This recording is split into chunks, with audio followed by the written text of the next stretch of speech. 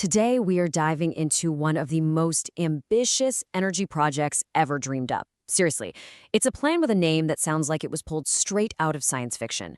One sun, one world, one grid. It is a massive, massive idea, so let's get into what it's all about.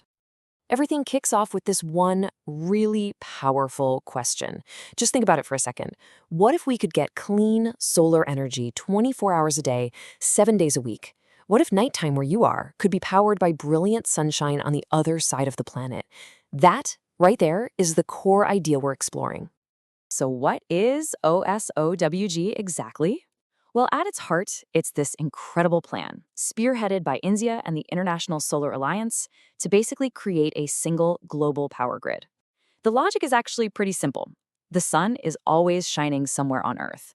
So by linking up power grids across continents, we could, in theory, send solar power from where it's daytime to where it's nighttime. You'd get this constant planet-wide river of renewable energy. Now, you might be thinking this is just a fantasy. But there are some really powerful forces driving this vision. Let's take a look at the incredible promise of what a project like OSOWG could actually deliver. A huge driver here is India's own massive push for renewables. With a goal of 175 gigawatts of renewable capacity, the country is hunting for groundbreaking solutions to actually get all that green power onto its grid. An idea as big as OSOWG, well, it matches the scale of that ambition. And here's the real economic kicker. Solar power isn't just clean anymore, it is becoming unbelievably cheap.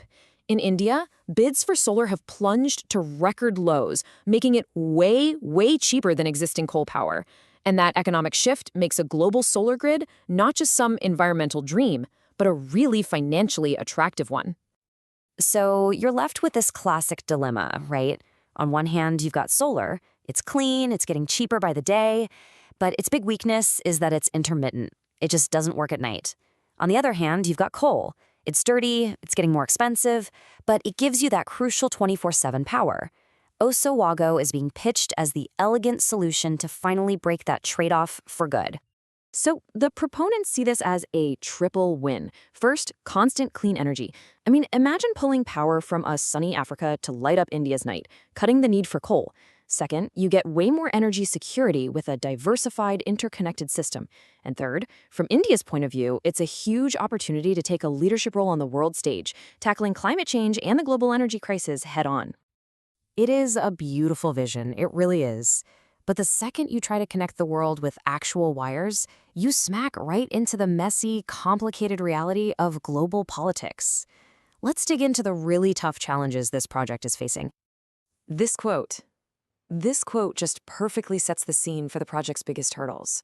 See, energy isn't just about electrons moving down a wire. It's about power, it's about history, and it's about trust. And in many parts of the world, those things are in very, very short supply. And this right here is the fundamental challenge. This is the bottom line. You can't just lay a cable between two countries. You first need this deep foundational layer of political cooperation and trust.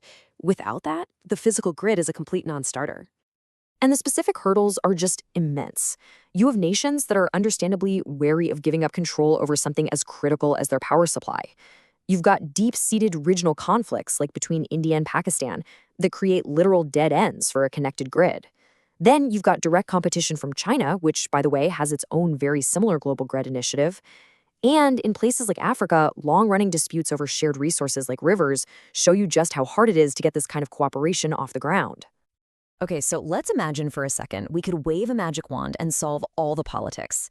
Even then, you're left with the sheer physical and financial scale of this project, and it is just mind-boggling. Let's look at the practical side of trying to wire up the entire planet. Let's start with the price tag. To get this off the ground, a proposed World Solar Bank would need to mobilize $1 trillion in a decade. $1 trillion. The question of where that money even comes from and who pays the price if things go wrong is a massive one. And then there's the technical challenge, and this is a big one. To connect continents, you have to lay thousands of kilometers of these special high-voltage cables under the ocean. It's easily one of the project's biggest single obstacles. To really get a sense of how big this challenge is, we need a baseline. So the longest undersea high-voltage cable in operation today stretches 570 kilometers. Now that in itself is a phenomenal engineering achievement. But now, look at the scale that OSOW needs. The shortest land distance between India and Africa is around 2,500 kilometers, and an undersea route would be even longer. We're talking about a technological leap of more than 4 times the current world record. It's a huge jump. And that brings us to the core technical problem. The specific type of ultra-long, high-capacity undersea cable needed for this to work, well, it just isn't commercially available yet. The project's success literally hinges on a technology that still needs to be fully developed and proven at scale.